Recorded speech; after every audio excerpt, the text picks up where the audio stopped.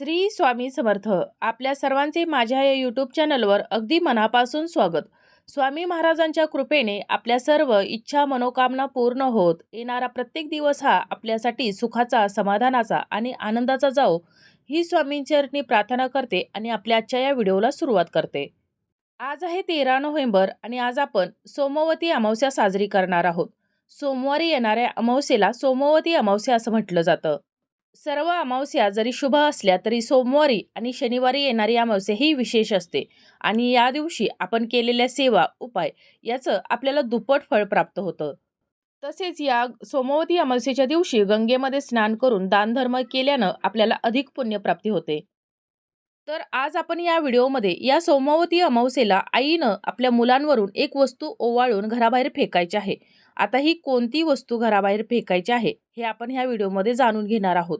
परंतु ही वस्तू फेकल्यामुळं आपल्या मुलाच्या प्रगतीमध्ये, शिक्षणामध्ये किंवा त्याचा अभ्यासात जर लक्ष लागत नसेल तर किंवा त्याच्या नोकरीमध्ये त्याला यश प्राप्ती होणार आहे, त्याची प्रगती होणार आहे.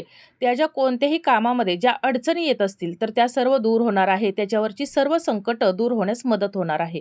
आणि असा हा अत्यंत प्रभावशाली उपाय आज आपण या व्हिडिओमध्ये जाणून घेणार आहोत. तर आता हा कोणता उपाय आहे आणि कसा करायचा आहे ही सर्व महत्त्वपूर्ण माहिती जाणून घेण्यापूर्वी चॅनलवर जे नवीन आहेत त्यांनी चॅनलला सबस्क्राईब करा आणि व्हिडिओ पाहत असताना व्हिडिओला लाईक करायला विसरू नका. सोमवती अमावस्या ही 12 नोव्हेंबर रोजी दुपारी 1:12 सुरू झाली असून ती दुसऱ्या दिवशी म्हणजेच 13 नोव्हेंबरला 3:15 संपणार आहे आणि उदय तिथीनुसार आपण 13 नोव्हेंबर रोजीच ही सोमवती अमावस्या साजरी करणार आहोत. या दिवशी अनेक सेवा, अनेक उपाय केले जातात आणि असाच एक उपाय आपल्याला देखील आज पाहायचा आहे. आपली जर लहान मुलं असतील तर ती अभ्यास करत नाहीत किंवा सतत चिडचिड करत असतात, मोठ्यांचं ऐकत नाहीत, सतत रडत असतात, जेवण करत नाहीत किंवा अभ्यासामध्ये त्यांचं लक्ष लागत नाही, हट्टीपणा करत असतात किंवा अभ्यासामध्ये आपली मुलं खूप हुशार असतात, प्रगती करत असतात, परंतु अचानक असं काहीतरी घटना घडते, काहीतरी गोष्टी घडून जातात की त्यामुळं मुलांचं अभ्यासावरून लक्ष उडतं, अभ्यासामध्ये ते मागे पडू लागतात किंवा आपली मुलं जर मोठी असतील आणि नोकरी करत असतील किंवा शिक्षणामध्ये जर त्यांच्या सतत अडचणी येत असतील किंवा कितीही मेहनत केली तरी देखील त्यांच्या मेहनतीला जर फळ प्राप्त जर होत नसेल तर आपण जो हा उपाय करणार आहोत तर या उपायामुळे नक्कीच फायदा होणार आहे आणि आपल्या मुलाच्या प्रगतीमध्ये, शिक्षणामध्ये जे अडथळे येत आहेत तर ते सर्व अडथळे दूर होऊन, अडचणी दूर होऊन त्यांची प्रगती होणार आहे, त्यांना यश प्राप्ती होणार आहे आणि मुलं आपल्या अभ्यासामध्ये हुशार होणार आहेत, त्यांच्या मेहनतीचं त्यांना फळ देखील प्राप्त होणार आहे. तर आता हा कोणता उपाय आपल्याला आणि कसा उपाय करायचा आहे तर ते पाहूया. 7 सुकलेल्या लाल रंगाच्या मिरच्या घ्यायच्या आहेत, म्हणजे वाळलेल्या, कडकडीत वाळलेल्या मिरच्या घ्यायच्या आहेत. त्याचबरोबर पिवळ्या रंगाची चिमूटभर मोहरी घ्यायची आहे. जे खडे मीठ असतं तर ते खडे मीठ घ्यायचं आहे.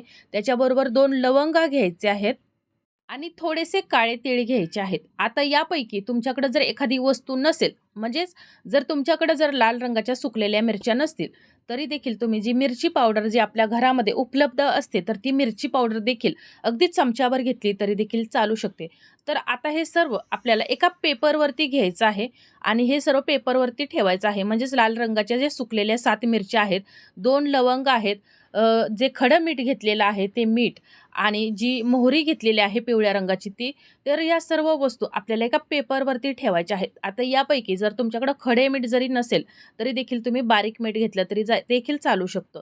परंतु मी जे सांगितलेल्या वस्तू आहेत तर त्या आपल्याला आपल्या घरामध्ये अवश्य ठेवायच्या आहेत आणि हा जो उपाय मी सांगणार आहे तर हा उपाय तुम्ही दर अमावस्येला देखील केला तरी देखील चालू शकतो. त्यामुळं आपल्याला आपल्या घरामध्ये सुकलेल्या मिरच्या या कायम ठेवायच्या आहेत आणि दर अमावस्येला आईनं आपल्या मुलासाठी हा उपाय करायचा आहे.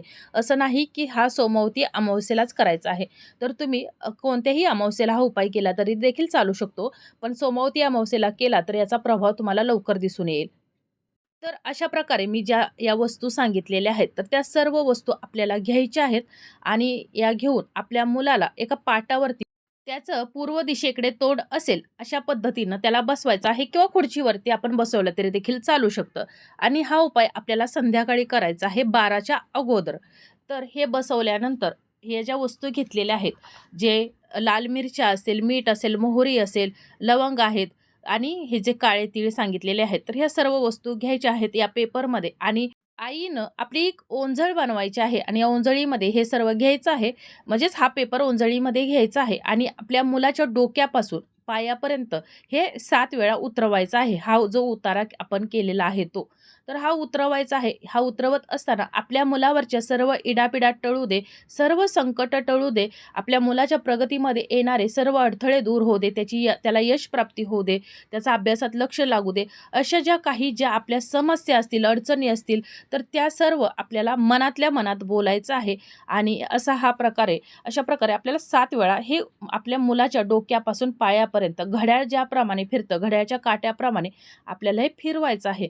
त्यानंतर कुणाशीही न बोलता आपल्या घराच्या बाहेर जायचं आहे आणि घराच्या बाहेर म्हणजेच आपल्या उंबरठ्याच्या बाहेर जायचं आहे आणि तिथं जाऊन आपण एका भांड्यामध्ये, एखाद्या कोणत्यातरी प्लेटमध्ये हे जे पेपर आहे, तर हा असाच पेपर ठेवायचा आहे आणि त्याच्यावरती 2-3 भीमसेनी कापराच्या वड्या ठेवायच्या आहेत. 2 ठेवू शकता किंवा 3 ठेवू शकता.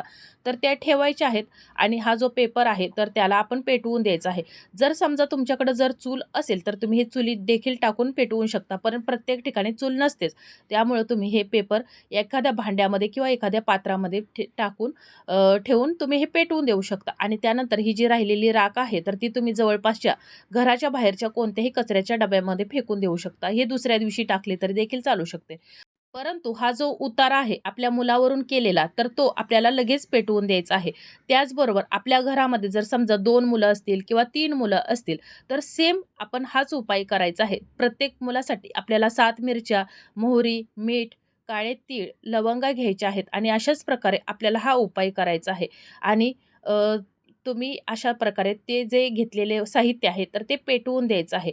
आणि असा जर तुम्ही हा प्रभावी उपाय जर केला, अगदी साधा आणि सोपा उपाय आहे आणि हा दर दर अमावस्येला जरी तुम्ही हा उपाय आपल्या मुलांसाठी केला, तर आपल्या मुलाच्या प्रगतीमध्ये येणारे अडथळे असतील किंवा मुलगा जर अभ्यासामध्ये लक्ष देत नसेल, त्याचा अभ्यासामध्ये लक्ष लागत नसेल किंवा जर एखाद्यानं जर नजरदोष केला असेल, कोणी करणी बाधा जर केली असेल, तर ती देखील यामुळे दूर होण्यास मदत होणार आहे. आणि म्हणूनच आपल्या आईनंच हा उतारा करायचा आहे, दुसऱ्या कोणीही करायचा नाही. आईनंच आपल्या मुलावरून ओवाळून ही वस्तू आपल्या घराबाहेर फेकायची आहे आणि फेकून आपल्याला ही पेटवून द्यायची आहे. म्हणजेच आपल्या घरामधील मुलावरची जी नकारात्मकता असेल, कोणी करणी केली असेल, तर तिला आपल्याला जाळून टाकायचं आहे. तिचा नाश करायचा आहे आणि त्यासाठीच आपल्याला हा उपाय करायचा आहे. आणि अगदी साधा आणि सोपा उपाय आहे. आणि जरी तुम्ही या अगोदर जरी कोणते उपाय जरी केले नसतील, तर तुम्ही आजपासून हे उपाय करायला सुरुवात करा आणि दर अमावस्येला तुम्ही हा उपाय करू शकता. तुमच्या मुलाच्या प्रगतीमध्ये येणारे सर्व अडथळे दूर होणार आहे. मुलाला यश प्राप्त होणार आहे. नोकरीमध्ये असू द्या किंवा शिक्षणामध्ये असू द्या, अभ्यासामध्ये असू द्या, प्रत्येक ठिकाणी आपल्या मुलाची प्रगती होणार आहे आणि त्यासाठीचा आपल्याला हा अत्यंत प्रभावी असा उपाय या अमावस्येला करायचा आहे आणि आपल्याला या उपायाला आजपासूनच सुरुवात करायची आहे.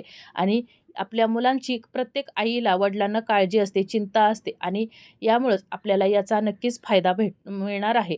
तर अशा प्रकारे आपली आजची ही माहिती, आजचा हा व्हिडिओ तुम्हाला कसा वाटला कमेंट करून जरूर कळवा. माहिती आवडली असेल तर व्हिडिओला लाईक करा, चॅनलला सबस्क्राईब करा आणि हा व्हिडिओ जास्तीत जास्त शेअर करा.